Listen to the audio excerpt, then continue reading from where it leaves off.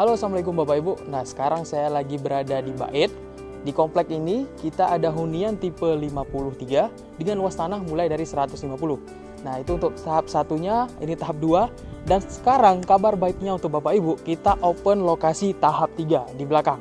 Nah, untuk di belakang ini kita dengan tipe 53 juga dengan luas tanah dari 150 sampai dengan 200 meter.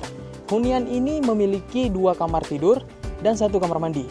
Jadi, coba kita intip sedikit gambaran lokasi tahap 3-nya di belakang. Nah, untuk total unit di tahap 3 kita ada 20 unit rumah. Jadi nanti untuk jalannya ini terhubung langsung dari sini dan bisa langsung akses keluar di pinggir masjid.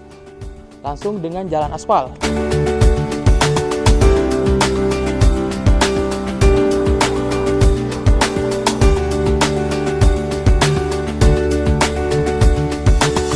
Membeli rumah tidak hanya membeli hunian